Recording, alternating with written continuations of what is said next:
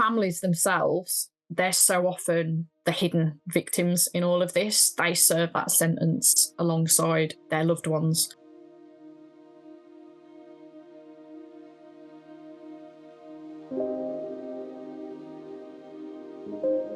It's not just the loss of that person, and I tend to describe it as a bit like bereavement without having the body and without having that kind of acceptance from society that that person has gone. And you're sometimes really suddenly losing that person in the same way that you would with a bereavement, but because of the kind of shame and stigma that surrounds having people in prison, it's often not something people feel able to talk about, and may even face stigma and isolation within their own families, within their own communities.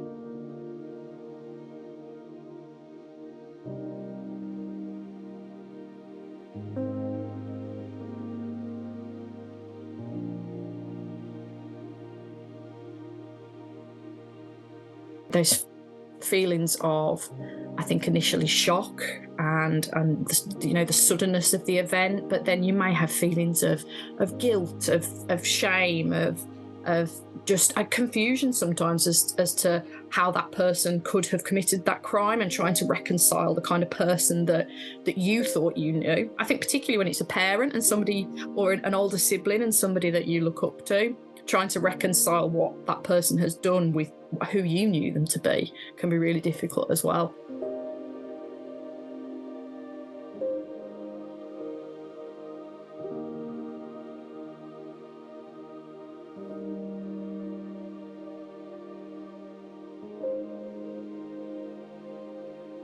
We know from the evidence that actually the impact on children's mental health is huge. Again, you've got the practical considerations of potentially having to move home, having to move schools, that breakdown of everything that they know and are familiar with.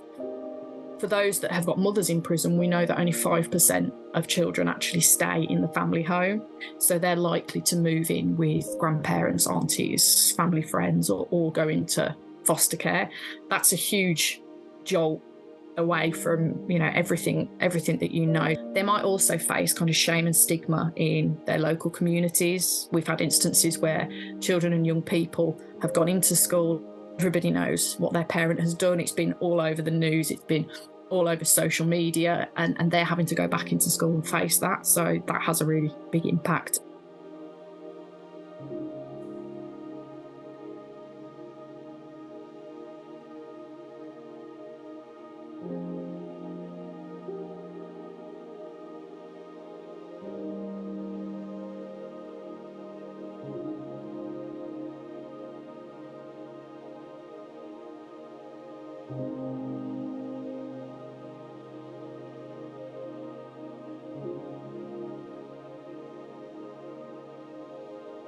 Our model is really that support from the first days in custody, through the sentence, and then to release in the community, so that we're supporting that person and their family throughout that process and can give them the best possible start when they're released from prison and are resettling.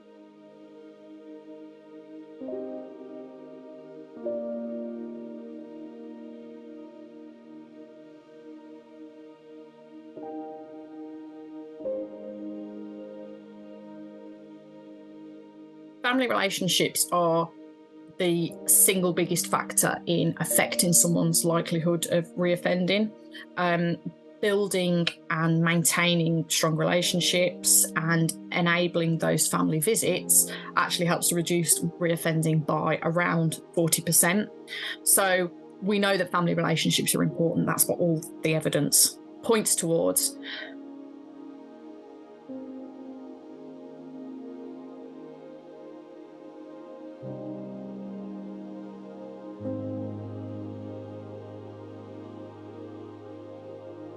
For family members, we know that policy is not set up to support them. So I think a lot of our work is about helping people to understand what the family's perspective is and why it's so important for them to be connected with that person and for us to support those family ties, because they are so often the people that are picking up the pieces when that person comes out of prison, they're often the people that are supporting them during that sentence as well. They still play such an integral role in people's lives that we need to make sure they're supported as well and don't fall through the cracks.